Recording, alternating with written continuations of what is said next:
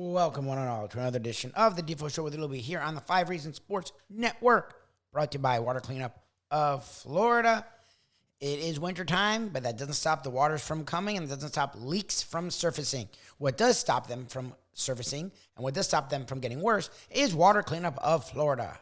954-579-0356. That's the number you need to know 24 hours a day, 7 days a week, because they will make your life easier. They've done it for myself, my wife. They will do it for you. Don't let leaks ruin your holiday season. Don't let leaks ruin today. 954-579-0356 for Water Cleanup of Florida. With 60 years of combined experience and more between Michael, Robert, their entire team, they will make sure your home looks as good as it always did, looks even better with their contractors that are certified and insured under their staff. They will make it look good as new. And that's the kind of thing that doesn't always happen when you have damage at your home. You're trying to get it back to semblance of, it's okay. No, you don't want that. With them, they'll make it look like it never happened. That's what you want when you find any kind of a leak, any kind of water damage at your home or office. Water Cleanup of Florida, they're your people. Check out their website, wcufl.com, on the socials, at Water Cleanup FL, Instagram, Twitter, and Facebook. Also, Google, with over 75-star reviews.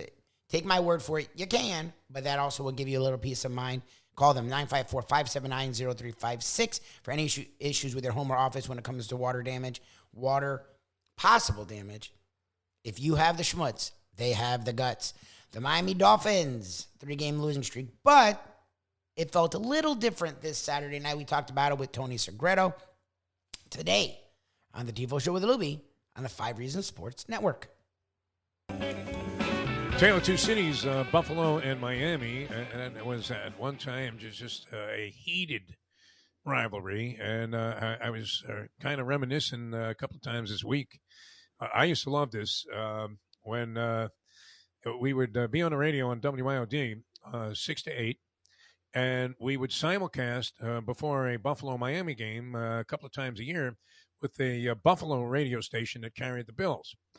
And they had one of those old school guys, you know, like the doctor or the professor or something that had been there forever. You know, I mean, he was, you know, among the founding fathers of Buffalo and been doing the games forever, doing the talk shows.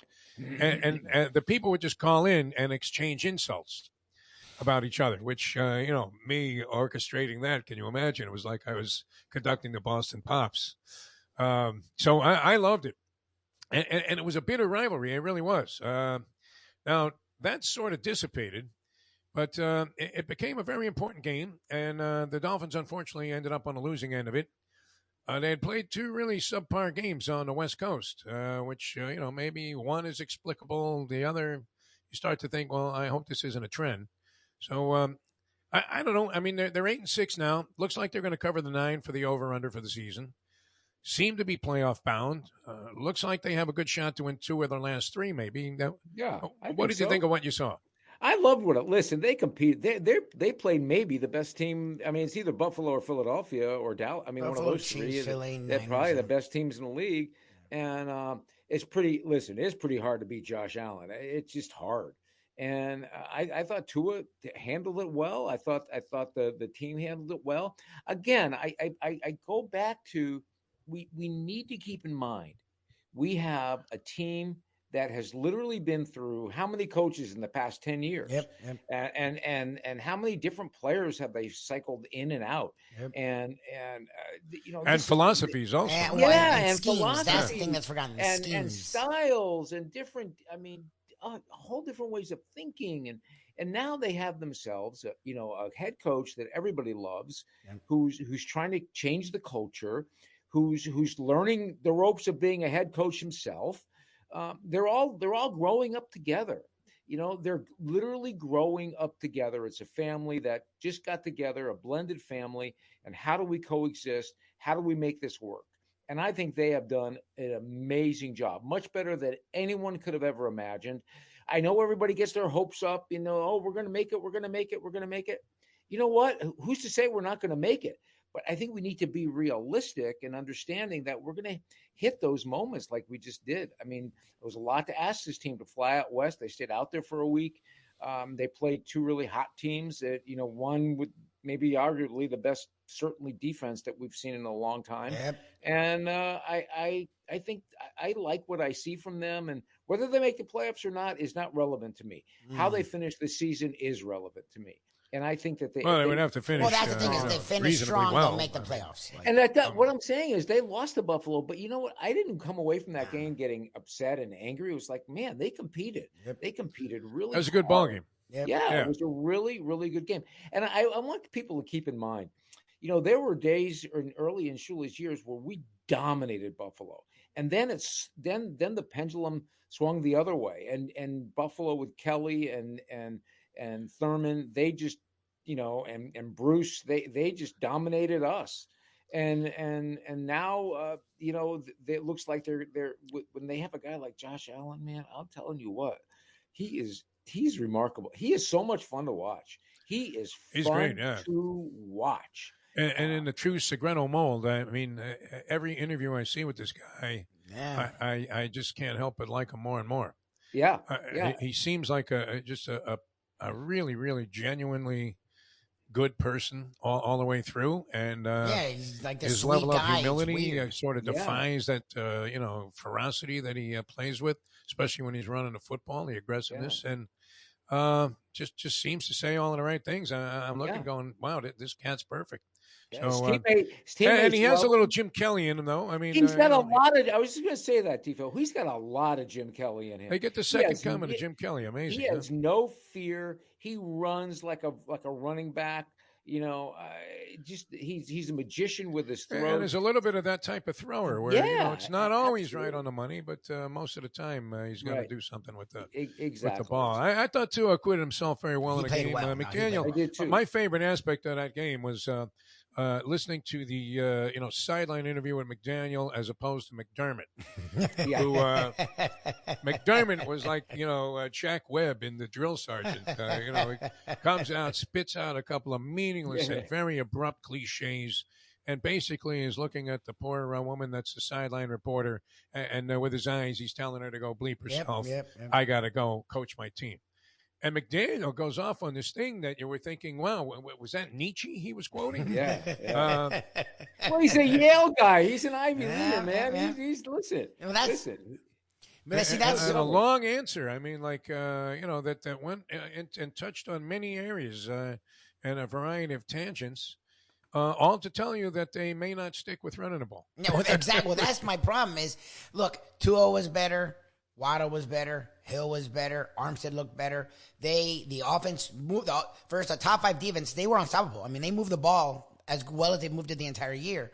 Yeah, but Mr. Yale in the second half did what he has done the last 2 games, the entire game. At least this game, the first half, they ran the crap out of the ball. In the fourth quarter, they had a lead. But he lets the genius thing get to him. And he goes a little crazy, and I get it. It's what I've reminded myself why I don't lose it after these games. It's year 1. He's still trying to get his legs. He's still trying to prove himself. But I'm waiting for him to go, you know what? We're just going to run it. Look, the Bills couldn't run it for crap the whole game. What did they do that last drive? Not the drive that was 8 minutes the last drive. The last drive, they ran it 5 of 6 times because they knew it's snowing. A defense is tired. We're going to run it down their freaking throat. And when the Dolphins had a 5-point lead with a chance to make it a 5 plus 7, a 12-point lead, a 12-point lead, what did they do? He said they're throwing it. They had to settle for a field goal, and it became an 8-point lead. And that's when I was like, they're not there yet, meaning like he as a coach isn't ready to just throw out the playbook and do what makes sense for right now. You are absolutely right. And he's trying to figure out also what player steps up in that type of game and that time in the game. Who are my go-to guys?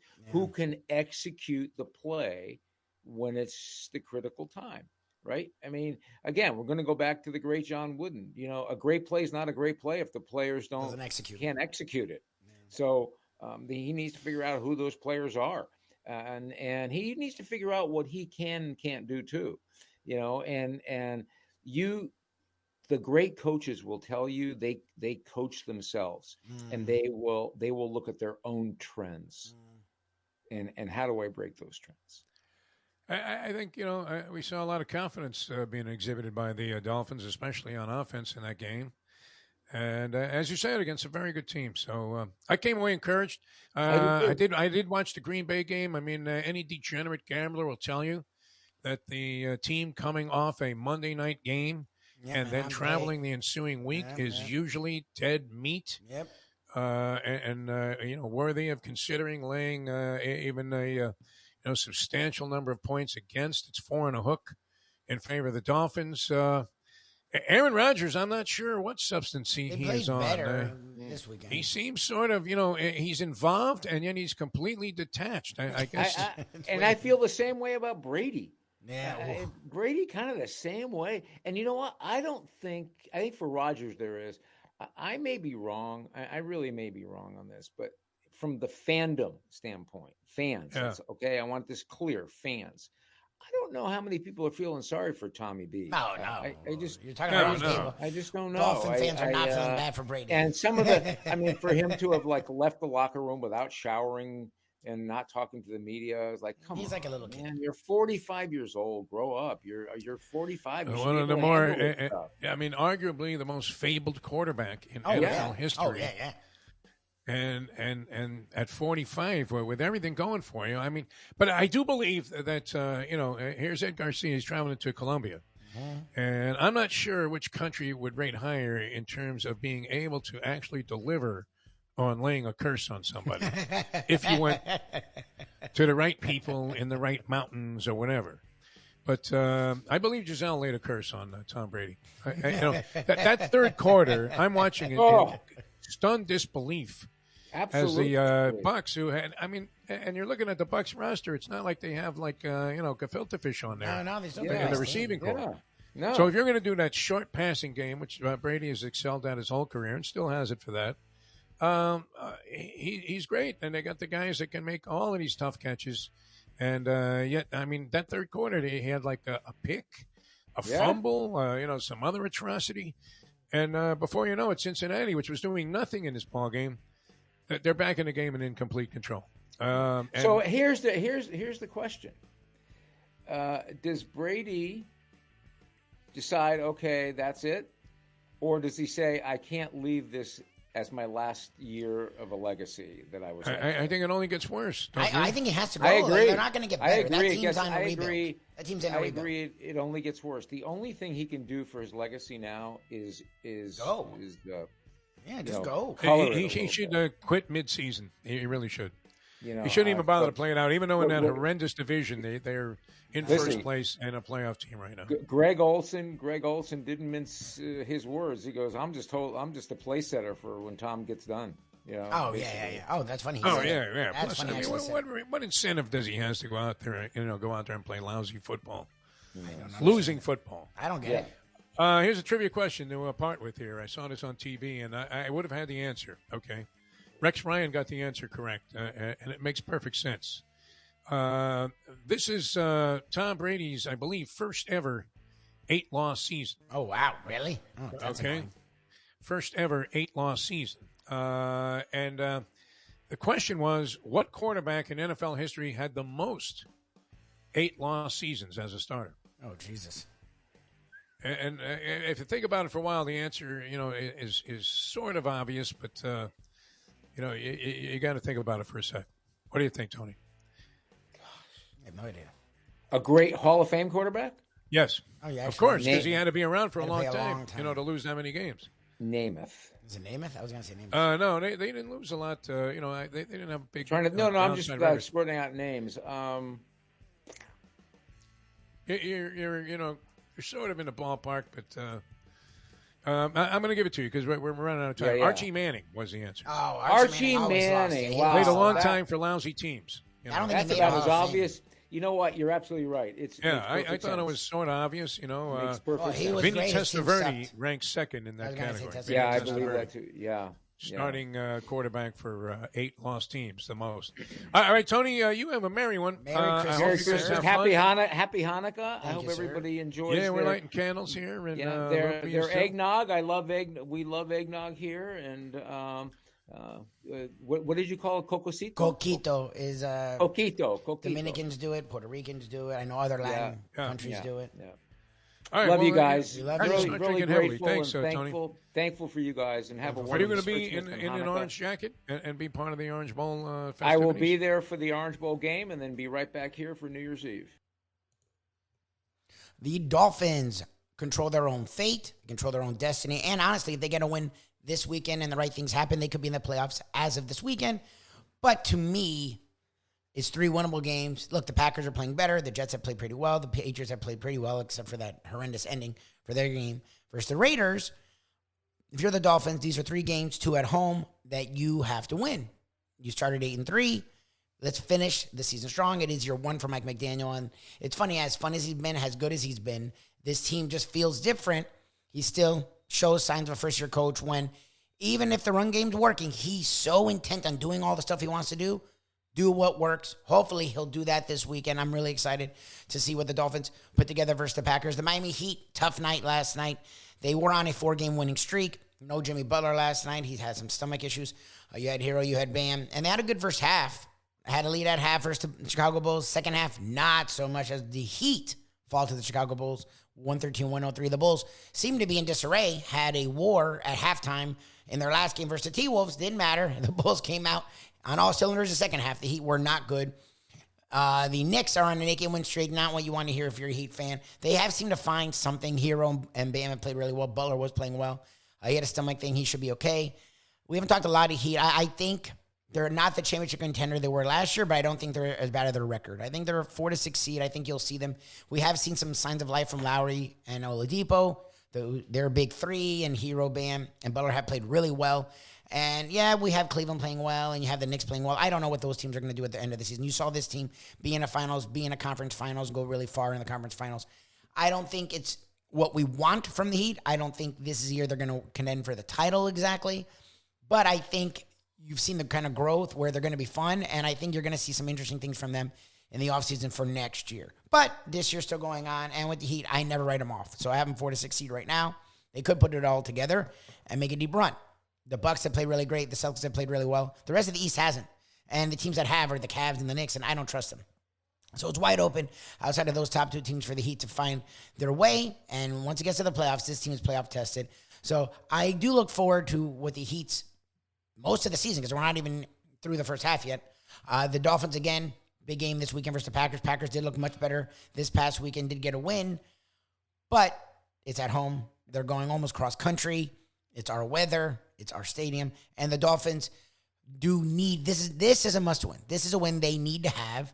And if the run's working, I hope they stick with it. I look forward to that. I look forward to more with you. Check us out each and every morning. The Defo Show with Lubie on South Florida Live. You can look us up on YouTube. Look us up on Google. Both The Defo Show with Lubie or South Florida Live. Check us out on the Believe Network. We have fun conversations each and every week with Brandon Lang, and also some bigger names around the world of sports and entertainment. BLEAV.com. Search After Hours. And right here, our South Florida skewed content. Lots of days. Right here, the Defo Show with Lubie on the 5 Reasons Sports Network. Hey folks, TRony Segreto here. You know, since day one, Catholic Health Services has been part of Old School. And since we've started letting people know about them, it's changed their lives. You see, Catholic Health Services, while being recognized as one of the top places for stroke rehab in the country, it's also about a group of people who not just excel in what they do, from the doctors to the nurses to the therapist, on and on and on. It's how they do what they do every single day that separates them from the pack. They do it with a passion, unmatched, and the inclusion of family in every step of the process. Trust me when I tell you this. If you want the best, unmatched rehab with a special group of skilled, caring people, there is truly only one place, and that one place is Catholic Health Services. These days, we're all looking for comfort anywhere we can find it. Thank goodness for Landlubbers Raw Bar and Grill in Plantation, because they are making sure you are as comfortable as possible. First of all, they're not only open for delivery and pickup. All you have to do is go to landlubbersbarandgrill.com for both pickup and free delivery. You're going to have the best wings in the world. You're going to have a great burger. You're going to have their amazing soups. Again, Landlubbers Raw Bar and Grill. It's nice and easy. Just go to landlubbersbarandgrill.com for both your pickup and free delivery. Thank goodness for Landlubbers for making you always feel right at home. Hey folks, TRony Segreto here. Let me ask you a question. What do you look for when you go out to eat? Good food, obviously, friendly atmosphere, not too loud, but good energy, reasonable prices, and a place where you feel comfortable. All those ingredients, no pun meant there, are hard to find unless you're talking about the Texas Roadhouse. You see, they encompass all of those attributes. Really, really good food, amazing atmosphere, good for a family, good for a date, or just a night out for yourself, and prices that will make you extremely happy. Their ribs, unmatched. Steaks, hand-cut every day. Everything, and I mean everything, is made on site, including their incredible bread. It's the one day, folks, that you can forget about low-carb diets. Trust me when I tell you, Texas Roadhouse, your restaurant, your destination when you say, where should we go and eat tonight?